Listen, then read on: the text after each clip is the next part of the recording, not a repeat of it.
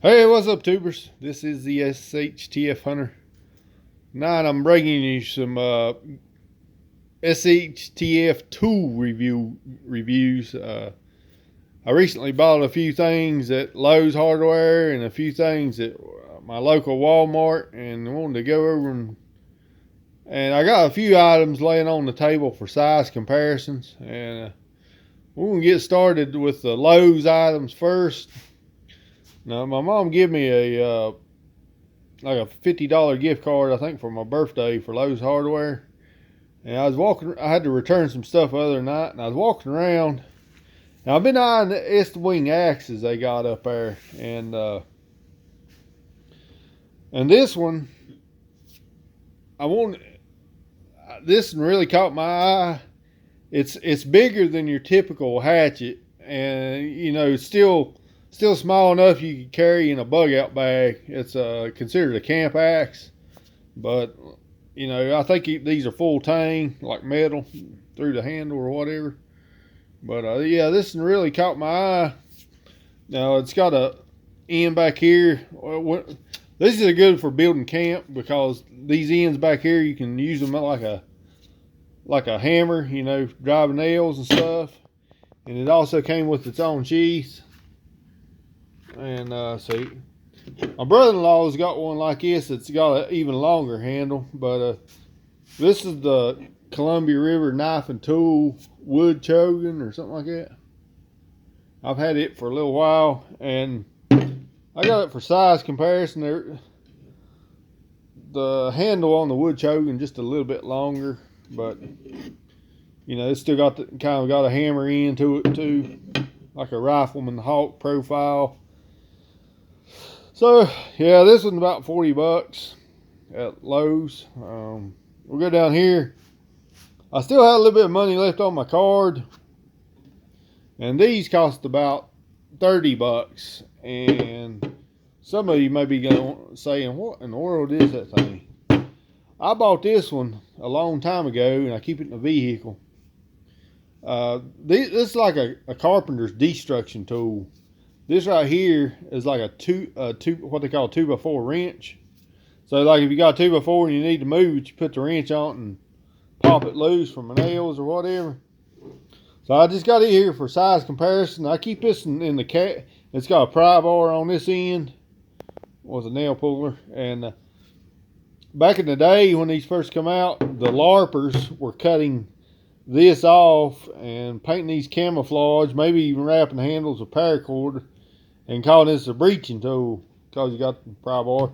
Now I think Stanley does make a bigger version of this, but like I say, I was up here at Lowe's Hardware and I've been wanting another one,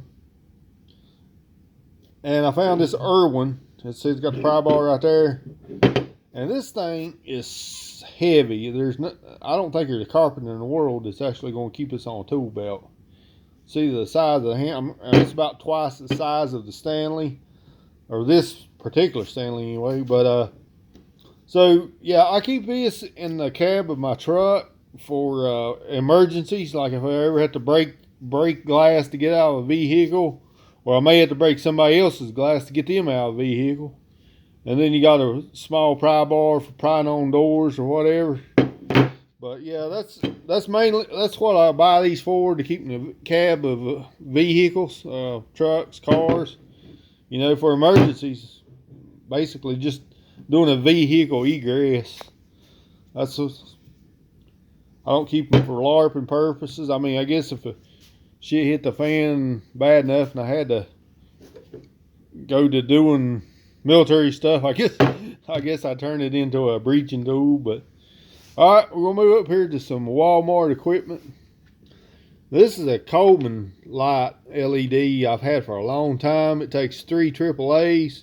It's become one of my favorite lights. When it's got 3 new AAAs, it's pretty daggone bright. And it fits in my pocket fairly well. That's why I always like this one. But I wanted something just a little bit smaller. And I found this Energizer. They call this the Energizer 300.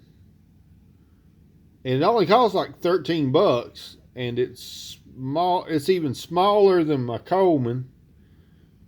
it operates off of one single CR123 battery, and it's pretty daggone bright. I could with a fresh battery, I can shine about 85 yards. I can see stuff down at my pond, which is about 85 yards. But and like I say, that's $13, and it's smaller than my other favorite flashlight. So I can stick it in the same pocket as my car keys, and I don't even know it's there. And we're going to move on to this piece of equipment. I've been thinking about building a more updated bug out bag, which is one of the reasons I bought this.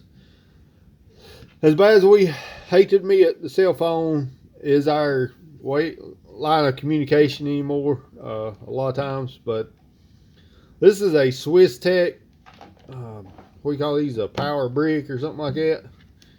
And this is the magnetic charger. So if you ain't got the cord, you can lay your cell phone on this, and you're going to want, once you do it, you're going to want to make sure that your phone is charging before you walk off and leave it. But you have to sit this stationary, set your phone on, charge it. And this solar thing right here is almost useless. I don't know if you call it more of a maintainer, but it will not. I don't know why they put them on here. It doesn't really charge anything, but then you got a button right here. It's got a flashlight on the end. You have to hold it down, and that comes on. I think you can get all three of them on.